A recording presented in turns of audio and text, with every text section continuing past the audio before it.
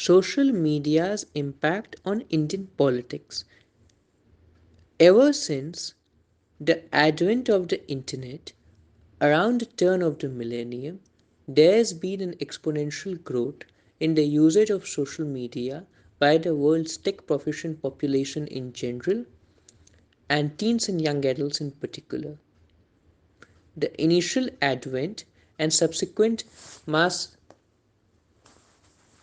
accessibility of various social media platforms has greatly increased the general public's ability to share information and opinions regarding a very vast array of issues and topics through the exchange of visual indications and text, whether the sharing is done at a one on one level or through very large virtual networks and communities.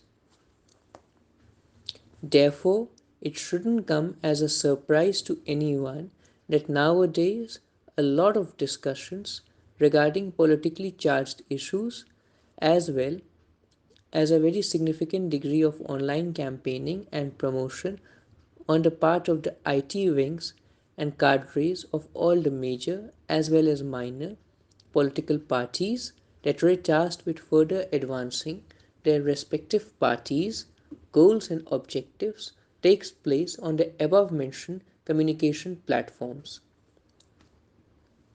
As a result, in addition to having facilitated a new forum for political debates and discussions, it has also heavily influenced the overall public viewpoint regarding almost any and every major and minor issue of relevance, as through the usage of complex algorithms and focused advertising, the political parties are mostly able to successfully influence and eventually tilt the electoral outcome to their benefit.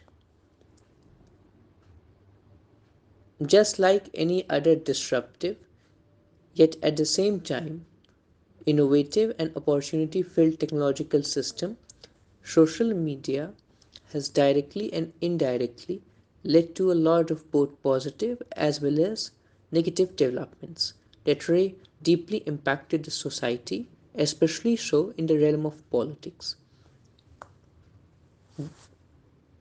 Due to their mostly uncensored nature, the above mentioned platforms also bestow individuals and groups with a mass audience reaching platform to express and state their opinions. The positive and empowering effects of social media are as follows. Number one, social media confers individuals and parties with a very large online audience to state their views and opinions as well as discuss and debate with other people regarding important issues. This was particularly exemplified during the COVID phase. Number two, it allows people to listen or stream through an endless amount of content or to advertise their views, opinions, ideas, and policies, amongst other things. Number three, the numerous social networking sites have also greatly enhanced the abilities of NGOs, regulatory and procedural entities, nascent civil society organizations, and innumerable individual activists and mobilizers to link up with one another in order to further advance their noble cause.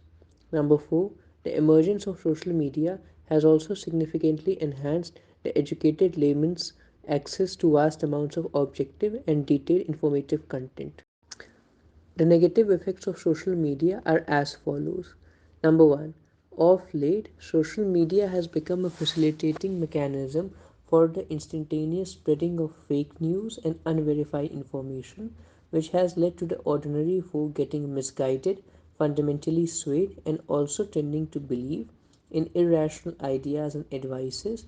The above mentioned occurrences are disastrously shattering when they are malignly applied during political campaigning and promotions, as they tend to promote divisiveness and disharmony amongst the people, in addition to shattering public trust in democratic political processes.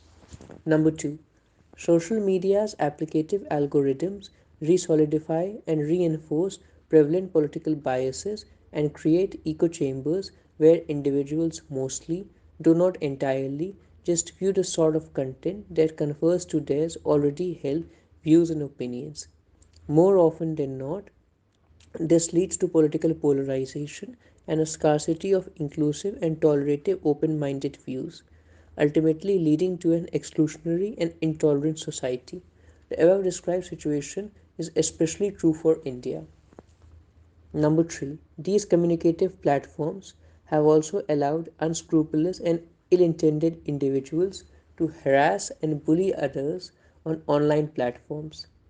Thanks to the significant degree of anonymity that social media provides, cyberbullies can easily and anonymously harass people without having to face consequences for their intentional wrongdoings. The above described problem of toxic bullying is especially prevalent in the fields of political commentaries and opinion stating. Number 4. As social media platforms do collect humongous amounts of their member users' personal data for though for necessary reasons, which can very easily yet dangerously be used for malicious purposes. A few relevant examples of the above described malicious usages are the sale of individuals' personal and sensitive information, especially financial or any other type of delicate information, to third parties without due prior permission from the concerned individuals. A few examples of the above mentioned types of data leakages and misusages are the Upstock data leak that occurred in April 2021 and the JustPay data leak that occurred in 2020. On a conclusionary note, social media is still an evolving and yet shaping digital tech media application that can't strictly either be glorified or demonized. Its actual impact is rather much more nuanced and multifaceted, falling somewhere near a state of growth. The same above mentioned analysis may be given about its impact on national as well as international socio political discourses, as it has undoubtedly brought many benefits to all the relevant stakeholders in the political system, as elaborately specified above, but at the same time, it has also birthed or unintentionally empowered and facilitated the execution of a lot of condemnable practices such as cyberbullying, greater spreading of unverified or misleading information, unauthorized collection and proliferation of individuals' personal data, etc., just to name a few.